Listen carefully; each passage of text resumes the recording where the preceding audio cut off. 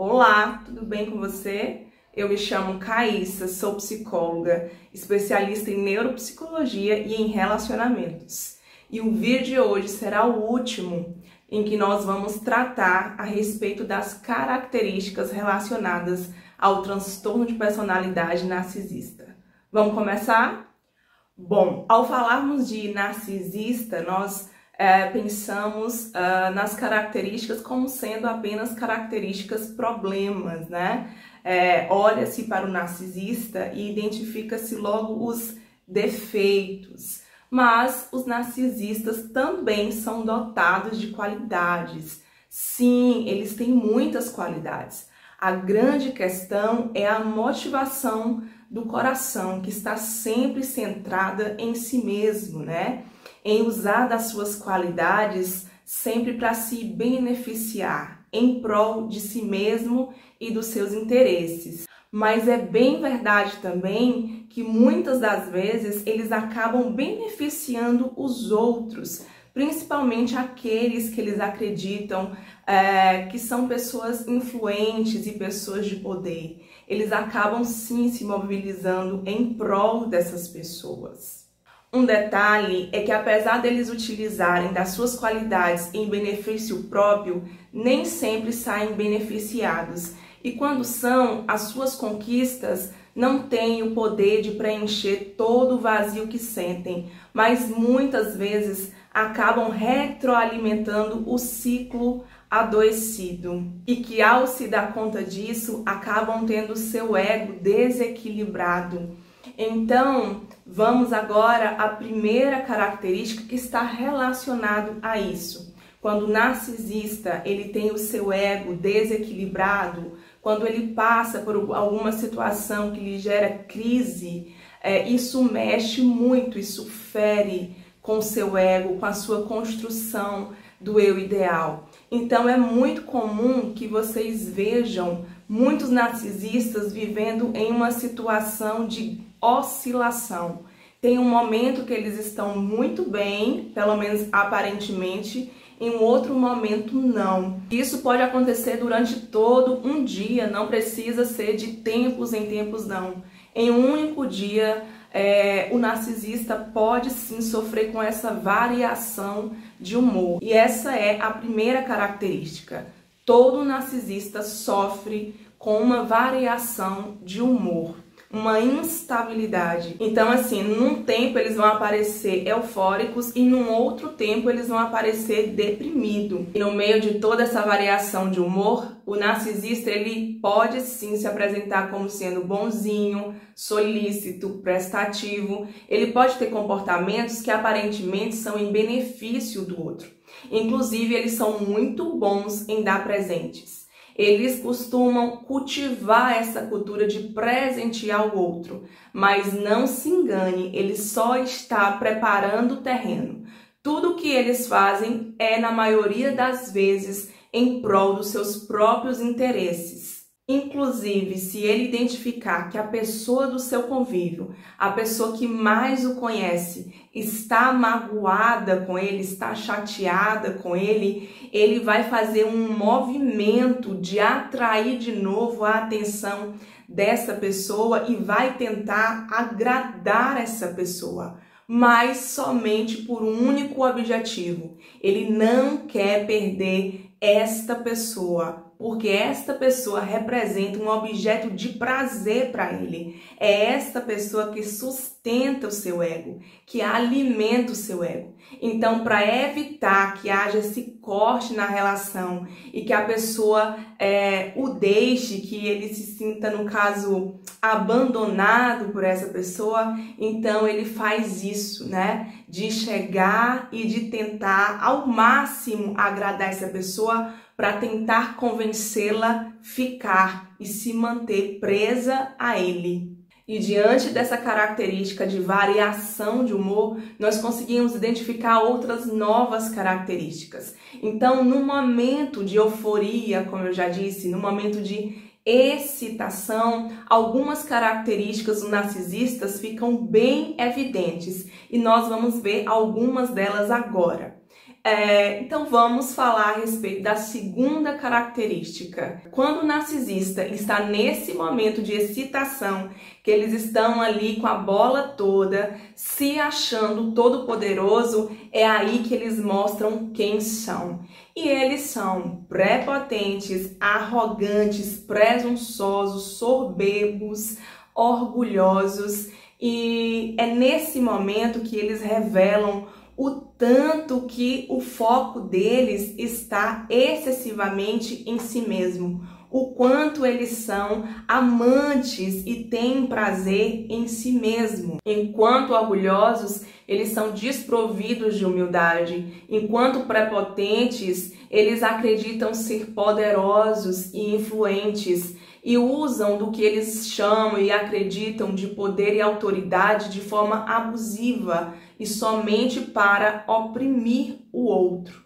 Com base nisso, entramos na terceira característica, a busca incessante por poder e domínio. Durante a vida, o narcisista é alguém que foi subjugado e que agora quer subjugar o outro. E isso para quê? Para aplacar os seus sentimentos de inferioridade, vulnerabilidade, carência e desamparo. Então sim, o narcisista ele vive em busca de poder. E isso para quê? Para dominar, para controlar pessoas, situações e ambientes. Gente, eu chego muitas vezes à conclusão de que o narcisista é um escravo tentando fazer novos escravos. Todas essas características que eu trouxe até agora são características que acabam refletindo no posicionamento do narcisista, de como eles se relacionam com o outro. Então agora vai mais uma característica. E a quarta característica é a falta de empatia. O narcisista tem muita dificuldade de ter empatia com o outro. Há quem diga que eles são completamente desprovidos de empatia. Ou seja, eles têm muita dificuldade de olhar para o outro e de se colocar no lugar do outro, no lugar da dor do outro. Então, ainda que eles tenham um bom comportamento, uma atitude que pareça ser benéfica em relação ao outro, não se engane, ele não faz isso porque ele se importa com esse outro. Até porque, para se importar com o outro, de antemão você precisa olhar para esse outro, você precisa buscar compreender esse outro. E isso é uma grande dificuldade deles. Eles têm grande dificuldade de, mesmo que num período breve, tirar a atenção de si e doar para o outro, para escutar o outro, para validar o que o outro traz, para mostrar a importância que o outro tem. Então, uma vez que eles não conseguem doar esse tempo, não conseguem se entregar na escuta ao outro, como que eles vão compreender esse outro? E como eles vão ter empatia se eles não conseguem compreender esse outro? Então, essa é uma característica muito marcante da pessoa narcisista. Quando você tiver uma conversa com o narcisista, você vai perceber o quanto eles se comportam de forma desatenta, desinteressada, muitas vezes se precipitando, negando o que você está falando, tentando te sobrepor. E isso porque tudo ali o que importa é eles e as crenças que eles trazem com eles mesmos, né? Então a gente pode ver esse comportamento no pai narcisista, na mãe narcisista, num cônjuge narcisista, né? Então, com respeito ao pai ou à mãe narcisista, ele vai simplesmente agir com negligência em relação aos filhos, de certa forma até com desprezo em relação a esses filhos. Eles não vão conseguir compreender esse filho e por isso eles não vão conseguir também validar esses filhos. Então esses filhos vão crescer de alguma forma até confusos, em relação a quem são, porque esses pais são pessoas que não vão conseguir direcionar esses filhos, eles não vão conseguir clarear para esses filhos quem eles são, no caso, os filhos, eles não conseguem ajudar os filhos na sua própria auto-identificação, não conseguem fazer com que o filho perceba qual é a sua real personalidade. Então, o pai ou a mãe que é narcisista acaba por tantas vezes não só negligenciando a esses filhos, mas também diminuindo, né, invalidando seus sentimentos, seus desejos, suas necessidades, né? E muitas vezes, ou na maioria delas, não vai conseguir resolver, satisfazendo, né, as necessidades e as questões desses filhos. Com respeito ao cônjuge, é muito comum esse mesmo comportamento, né? O comportamento de invalidação, de desprezo, de indiferença. Então, é aquela pessoa que chega e conta uma situação, né, que aconteceu no trabalho, algo que envergonhou, que constrangeu, ou então ela tá ali num momento de dor, né? Talvez numa situação assim de dor física, de adoecimento mesmo, e o cônjuge, né, que é narcisista, vai se comportar como se aquilo não fosse importante, se aquilo fosse pequeno demais, então vai tentar subtrair ou diminuir a dor do outro, né? E tudo isso, claro, gera muito sofrimento no cônjuge, né, que é vítima de um relacionamento com o narcisista.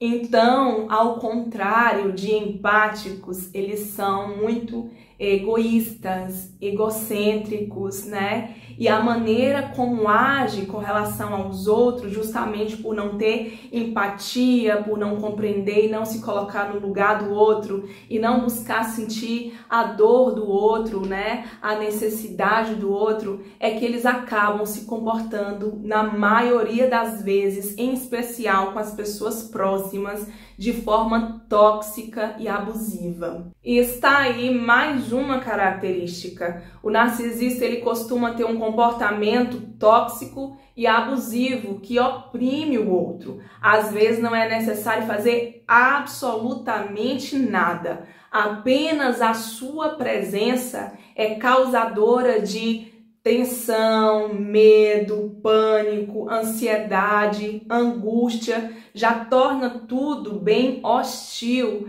Parece até que eles estão carregando uma energia que acaba pesando no ambiente. E, diga-se de passagem, nem sempre eles costumam ser agressivos, não, de forma que todo mundo consiga perceber, visualizar. Isso é algo muito pontual. Na maioria das vezes, eles são passivo-agressivos. Então, eles têm o seu jeitinho de ser tóxicos e abusivos. Não é assim de qualquer jeito, não. É sempre com aquele jeitinho, né, malemolente, discreto, né? Tudo para que outras pessoas que são de sua influência não percebam, né, o tanto que eles manipulam as situações, as circunstâncias, né, para fazer com que o outro sinta o peso das suas ações. Uma ação que eu acho muito abusiva é quando eles querem colocar o outro dentro de uma redoma, dentro de uma caixinha e acabam limitando, reprimindo, depreciando o outro até que o outro se sinta por menor, se sinta prisioneiro das circunstâncias. Eles acabam de toda forma gerando barreiras para poder limitar e até mesmo impedir o crescimento do outro. E escuta, eles fazem isso de uma forma quase que imperceptível. E isso para quê? Para inibir o outro, dar o primeiro passo, porque eles querem manter o outro ali junto com eles, encarcerado. Baseado nisso, nós podemos entrar numa outra característica. As pessoas narcisistas, elas costumam ser inibidoras da autonomia e da independência. Então, em se tratando de pai e mãe narcisista, eles não serão motivadores dos seus filhos. Eles, ao contrário, vão adotar uma postura de desinteresse, de indiferença, de negligência com respeito aos seus filhos. Eles não serão o tipo de pai ou mãe que vai tentar incentivar os seus filhos a se desenvolverem. Eles não vão incentivar a realização de novas atividades. Eles não vão incentivar a construção e a aprendizagem dos seus filhos. Então, muito pelo contrário, eles vão deixar-se passar desapercebido por todas as fases de autonomia e independência, né, crescimento dos seus filhos. Isso porque eles veem, né, a autonomia e a independência dos seus filhos como sendo uma ameaça direta, né, ao seu poder, ao seu controle e também aos seus interesses. Inclusive, para eles, os filhos são apenas como objetos de dominação, que só conseguirão romper com isso quando estiverem já na fase adulta. E tá pensando que isso só acontece dentro de um relacionamento entre pais e filhos? Não, não, não. Isso acontece também numa relação conjugal, onde o cônjuge que é narcisista, ele vai agir da mesma forma. Ele vai tentar sempre menosprezar o outro, né? Menosprezar a conquista do outro. E ele vai tentar também gerar impedimentos para que esse outro cresça. Inclusive, eles não vão, em momentos de conquista do outro, aplaudir ou vibrar com a vitória do outro. O que eles puderem fazer, eles vão fazer para boicotar, para tentar colocar o outro sempre abaixo, para tentar minar a autoestima e manter o outro ali prisioneiro. Até porque numa relação entre cônjuges, um dos cônjuges, no caso aquele que é narcisista, ele vai acabar sentindo ciúmes, sentindo inveja, né, tendo medo daquele outro, né, se sobrepor a ele. Então tudo que ele fizer vai fazer pensando em tentar minar o outro, para sempre o outro estar abaixo dele e de alguma forma manter o outro sempre preso a ele. E vamos à última característica do narcisista. Eu tenho certeza que essa vai te surpreender. Você tem escutado muito por aí que a vítima de um narcisista é sempre alguém muito dependente emocionalmente. Mas já perceberam que o narcisista tem muita necessidade de ter o outro sempre ligado a ele? Pois bem, então vamos à última característica, que é exatamente essa. O narcisista é altamente dependente. É isso mesmo. O narcisista, ele carrega dentro de si um sentimento de desamparo, de abandono, que faz, né, com que ele cresça nessa dependência em relação ao outro. E por isso eles não conseguem se conectar com o eu real, com o eu verdadeiro. E estão sempre buscando o alimento no outro. Então, eles precisam do outro para se sentirem validados. Eles buscam incessantemente, né, a atenção, a admiração, o reconhecimento do outro, porque é no outro que está o seu suprimento narcísico. E esse foi o nosso último vídeo falando sobre as características, mas ainda assim não acabou a nossa série. Trarei outros vídeos com novos conteúdos relacionados ainda a esse tema, tá certo? Então eu agradeço muito que você tenha ficado até aqui comigo. Muito obrigada. E por favor, não saia desse vídeo sem antes curtir, comentar e compartilhar. Compartilhe esse vídeo com o maior número de pessoas que você puder. E não se esqueça, se você não for inscrito, aproveita aí e já se inscreve nesse canal, tá bom? Então é isso, nós ficamos por aqui. Até a próxima.